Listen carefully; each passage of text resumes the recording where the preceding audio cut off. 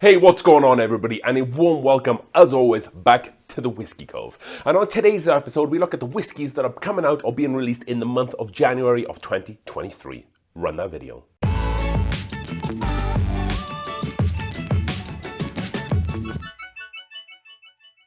All right then, folks, so we're not kind of at the end of 2023 just yet. I try to bring this video out kind of like the last week of the month before.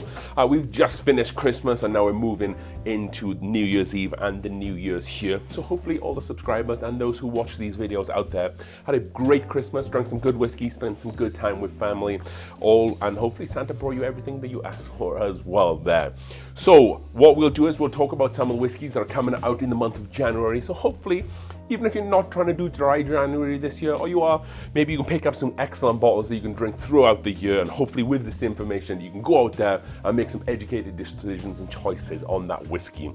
So first up, we have the Gem of Kentucky.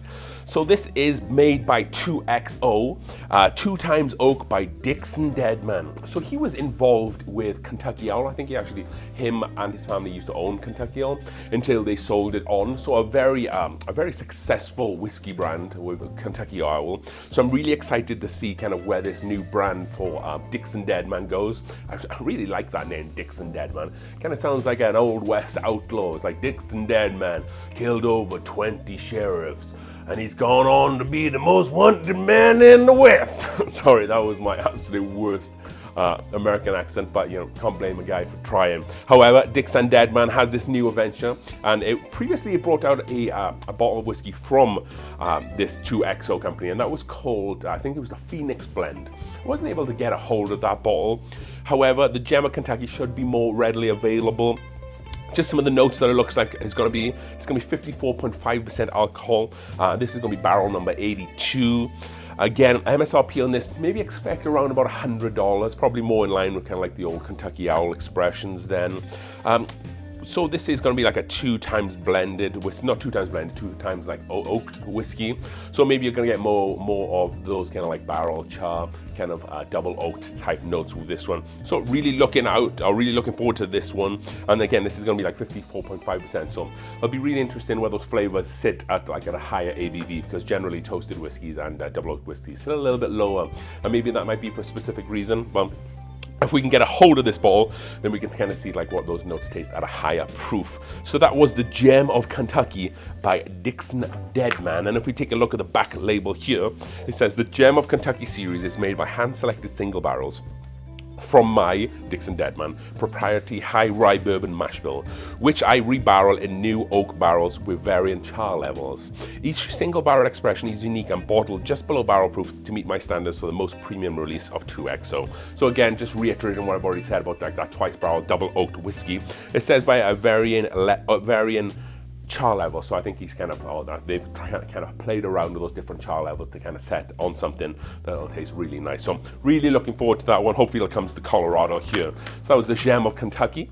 Next up, we have a new release from Bardstown, and that is Bardstown Bourbon Company, and this is going to be part of the Origin series. So this is going to be their new bottled in bond release, and of course, bottled in bond, 50% ABV, 100% proof, at least 4 years old. So this apparently showcases their own distillant. Up until now, it's mainly been blends. So this is kind of maybe stepping away from less of the blends and kind of just, not a single barrel, but more of like a small batch kind of release with just specifically their own blend. Or their own distillate, excuse me. So this is going to be around about a 6-year-old Kentucky bourbon. The mash bill I was able to find on this is 68% corn, 20% wheat, and 12% malted barley. So no rye in the mash bill, so it'll be interesting to see how that tastes there. I'm not too sure on the MSRP on this one. I think this might fall more closer in line with like the Fusion series pricing as opposed to kind of the Discovery batches. So if I can take a stab at it, I would say maybe somewhere in the region of about $65. Bottled in bond prices usually don't go too high, so I think that's a pretty good starting point. And like I said, fall of 2016 is when this was distilled. So that falls in line with the 6 years old. It's going to be about 5.5 to 6 years old when that comes out as well there. So that was Bardstown, and that was their bottled in bond. A super interesting bottle. I'm definitely going to be on the lookout because the Discovery batch is a really great whiskey, a little bit pricey. So it'll be interesting to see just kind of how their own standalone distillate tastes compared to some of their blends. Next up, we have a new addition from Heaven Hill Distillery. They're in Bardstown as well. And this is going to be their William Heaven Hill Small Batch, Kentucky Straight Bourbon Whiskey. And this is going to be aged 15 years old there. Coming in at, and I have this here, coming in at 54.5% alcohol by volume. This is going to be the 9th edition of William Heaven Hill Small Batch. This total, or the barrels that they're going to be using, they're going to be using 34 barrels for this edition. So again, it's going to be a limited run and a very difficult bottle to find. Expect this to be released at the distillery, and then potentially a couple of barrels will be pushed around the country, or a couple of cases. So this is pulled from their 4th floor Rickhouse LL at the Shanley location. I'm expecting north of $200 if I'm completely honest, maybe more, so might be a little bit less, kind of like the Heaven Hill 17, but with this being 15 years old, it might be closer to like high 100s, maybe a 200 or above. I wasn't able to find the mash bill for this one, but as it's a Heaven Hill product, you might expect maybe a higher rye mash bill to go with this one. And if we take a look at the back label here for this, we see for William Heaven Hill, distilling was a family tradition. By some accounts, Heaven Hill corn whiskey supplied Bardstown historic Talbot Tavern in the early 1800s. The limestone spring William used to make his bourbon was the same spring inspired our company's original name, the Old Heaven Hill Springs Distillery. This 9th edition of William Heaven Hill is comprised of 34 barrels only. Pulled from the 4th floor of Rickhouse Ale House at Shenley, these barrels were allowed to age for an impressive 15 years before being selected for this limited edition offering. The barrel proof has been cut to 109 proof for a rich, well-balanced bourbon, which makes the perfect addition to any whiskey connoisseur's collection. So it's interesting that they say that, you know, they cut it a little bit from 109 proof. So I'm guessing that when they tried it, maybe it was drinking a little bit too hot for them and they kind of felt like it just needed to be cut just a little bit there. So if I'm lucky enough, I guess, you know, this is kind of potentially a lottery bottle. Like I said, it's probably going to be released at the distillery because they do a lot of limited run releases there. But, you know, if you're someone who has good connections with liquor stores in the area, you can definitely ask for them to keep an eye out for this bottle. Again, a very limited bottle of whiskey, but hopefully one that you folks out there can find and enjoy. So that was William Heaven Hill Small Batch. So next up on this list, we have Old Forester, the 117 series. So this is aged Old Forester 1910, and then a double barrel for 24 months. And then they say that it's double barrel bourbon that is Old Forester stated has stayed in the barrel for an unusually long time.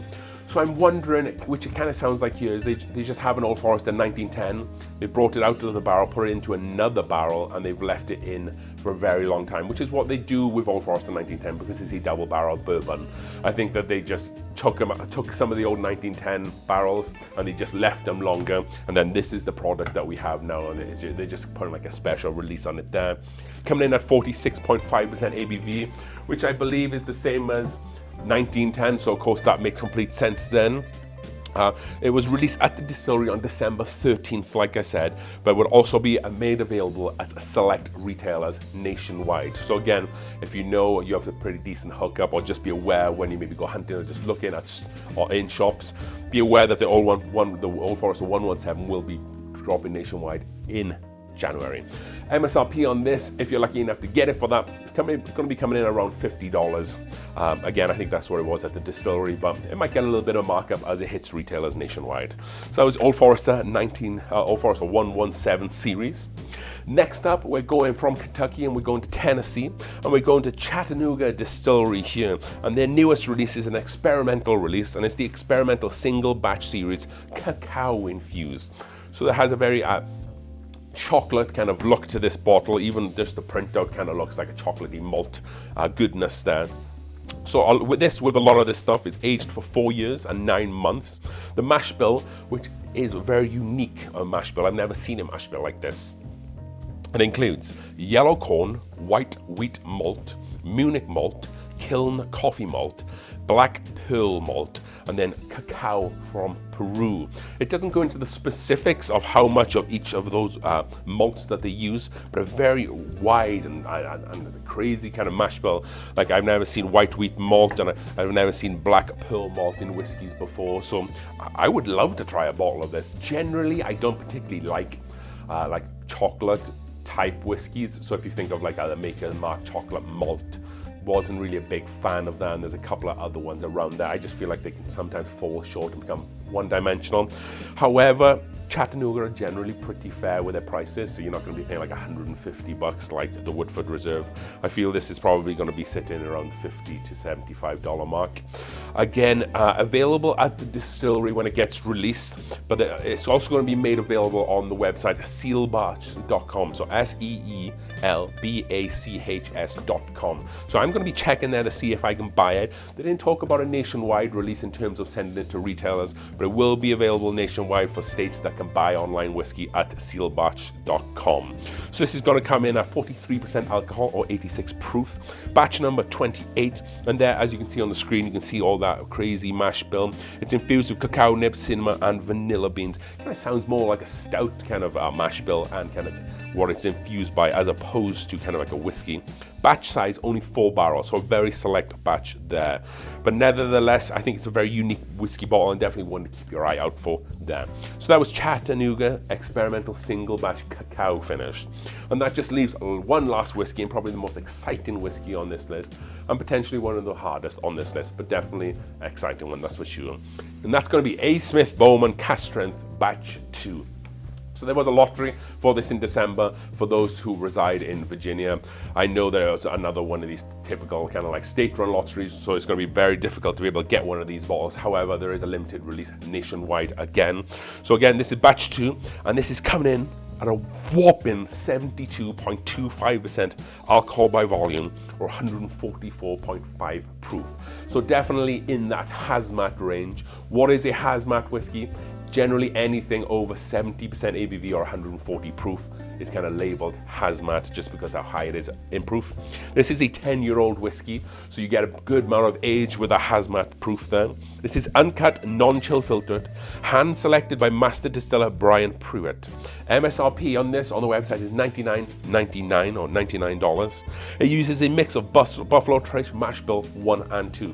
So, you know, Bowman Distillery, to get their mash, or they get their distillate from Buffalo Trace because it's owned by Buffalo Trace. They send it over, redistill it one more time at their Virginia location, and then age it there. So it's a lot of the same products that Buffalo Trace put out, is the same mash bill there. So it tastes very similar to that. A lot of people say this kind of tastes a little bit like George T. Stagg. World Whiskey Awards, back-to-back World Best Bourbon Awards. So, you know, this distillery it's gone on to do some really great stuff, you know, especially in the last few years here, and it's been winning multiple awards as well. And if you watched my best bourbons of the year, the single barrel made it onto the top 5 list as well. If you're still someone out there who is kind of in an R-in or on the fence about buying any Bowman products, you know, you need to just delve into that stuff, because you're missing out on some really great whiskey. The single barrel is as good as the H. Taylor single barrels, and this cask strength, I haven't had the ability to try it, but I hear this is just phenomenal and great whiskey. Hopefully with that information, you can go out there, ask friends, ask your connections, if they ever see these type of bottles, and then maybe you can kind of see if they can put them to the side, build connections with folks out there, and hopefully with, like I said, with all this information, you can make better decisions at the liquor store and have a better understanding of what's coming out here shortly. So I hope you enjoyed today's video.